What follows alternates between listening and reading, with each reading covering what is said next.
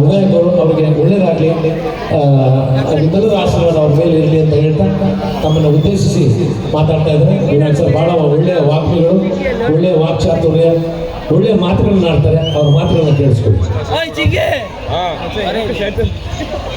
ಎಲ್ಲರಿಗೂ ಶುಭ ದಿನ. ಜೈ ಚಾಮರಾಜಪೇಟೆ. ಮಾತೃಭಾಷೆ ಯಾವುದೇ ಇರಲಿ, ಹೃದಯ ಭಾಷೆ ಕನ್ನಡವಾಗಿರ್ತಾರೆ. ಇಡೀ ನಮ್ಮ ಚಾಮರಾಜಪೇಟೆಯ ರಾಜ್ಯ, ದೇಶ ಮತ್ತು ರಾಷ್ಟ್ರದಲ್ಲಿ ಒಂದೇ ಮಾತಾಡೋದು, ಕನ್ನಡಿಗರ ಕೋಟೆ ಚಾಮರಾಜಪೇಟೆ.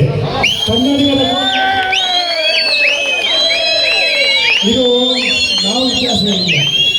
ನಮ್ಮ ಚಾಮರಾಜಪೇಟೆ ಬಡಾವಣೆ ಪ್ರಾರಂಭ ಆಗಿದ್ದು ಈ ಜೂನ್ 20ನೇ ತಾರೀಕಿಗೆ 133 ವರ್ಷ ಆಗುತ್ತೆ. ಚಾಮರಾಜಪೇಟೆ ಬಡಾವಣೆ ಮಂಡ್ಯ ಮನೆಯಲ್ಲ, ಇಡೀ ನಮ್ಮ ಭಾರತ ದೇಶದ ಮೊದಲ ಬಡಾವಣೆ, ಬೆಂಗಳೂರಿನ ಮೊದಲ ಬಡಾವಣೆ ನಮ್ಮ ಚಾಮರಾಜಪೇಟೆ. ಯಾಕೆ ಈ ಮಾತು ಹೇಳ್ತೀರಂದರೆ, ಚಾಮರಾಜಪೇಟೆಗೆ ಮೂಲ ಹೆಸರು ಬಂದು ಚಾಮರಾಜಪೇಟೆ ಅಂತ. ಇದು ಮೈಸೂರು ಸಂಸ್ಥಾನದ ಮಹಾರಾಜರು ಕೊಟ್ಟಂಥ ಕೊಡುಗೆನ. ಮೈಸೂರು ರಾಜು ಮೈಸೂರಿಗಿದ್ರು, ಚಾಮರಾಜಪೇಟೆ ಯಾವ ಥರ ಕೊಡುಗೆ ಕೊಟ್ಟರು ನಾವೆಲ್ಲ ಇಲ್ಲಿ ಇರ್ತಕ್ಕಂಥ ನಿವಾಸಿಗಳು ಸಂತೋಷವಾಗಿರಬೇಕು, ಸುಭಿಕ್ಷೆಯಿಂದ ಇರಬೇಕು, ಆರೋಗ್ಯದಿಂದ ಇರಬೇಕು ಹೇಳಿ ಈ ಬಡಾವಣೆ ನಿರ್ಮಾಣ ಮಾಡೋದು.